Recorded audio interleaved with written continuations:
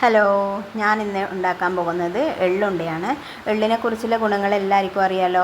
എള്ള് കഴിച്ചാൽ നമ്മുടെ മുടിക്ക് നല്ലൊരു കരുത്ത് കിട്ടാനും മുടി വളരുന്നതിനും പിന്നെ നമ്മുടെ ശരീരത്തിൽ നല്ല രക്തോട്ടം ഉണ്ടാകാനും രക്തം വെക്കാനും എല്ലാം പറ്റിയ നല്ലൊരു സാധനമാണ് എള്ള്.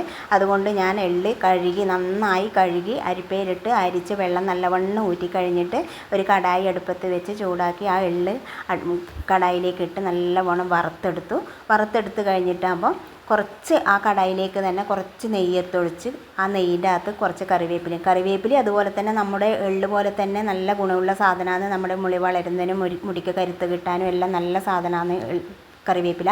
ആ കറിവേപ്പിലയും എള്ളും കൂടി മിക്സിയിലിട്ട് പൊടിച്ച് വെച്ച് കഴിഞ്ഞിട്ടാകുമ്പോൾ നമ്മൾ ആ ഉപയോഗിച്ച കടായിൽ തന്നെ കുറച്ച് വെല്ലവും കുറച്ച് തേങ്ങയും കൂടി പാവാക്കിയെടുത്ത് കഴിഞ്ഞിട്ടാകുമ്പോൾ ആ പാവാക്കിയതിലേക്ക് തന്നെ അടുപ്പത്ത് നിന്ന് കൊണ്ട് തന്നെ നമ്മൾ വാങ്ങി വെക്കുന്നൊന്നുമില്ല. ആ അടുപ്പത്ത് വെച്ച് തന്നെ നമ്മൾ ഈ പൊടിച്ച് വെച്ച എള്ള് ഈ പാവിലേക്ക് എടുത്തൊഴിച്ച് നല്ലവണ്ണം മിക്സാക്കിയെടുത്തു. ആ മിക്സാക്കുന്നതിൻ്റെ കൂട്ടത്തിൽ ഞാൻ കുറച്ച് ഏലക്കാപ്പൊടിയും കൂടി ചേർത്തിട്ടുണ്ട്. എന്ന് വെച്ചാൽ കുറച്ചൊരു രുചി കിട്ടാൻ വേണ്ടിയിട്ട് ഏലക്കാപ്പൊടിയും കൂടി ചേർത്ത് നല്ലവണ്ണം മിക്സാക്കി കഴിഞ്ഞിട്ടാകുമ്പോൾ അടുപ്പ് ഓഫാക്കി വെച്ചു. ആ ഓഫാക്കി കഴിഞ്ഞിട്ടാകുമ്പോൾ ആ പതക്കുന്നതോടുകൂടി എടുത്ത് ഉണ്ടയാക്കല്ലേ, ചെറിയ ചൂടോടുകൂടി ചെറിയ ഉണ്ടയാക്കി വെക്കുക.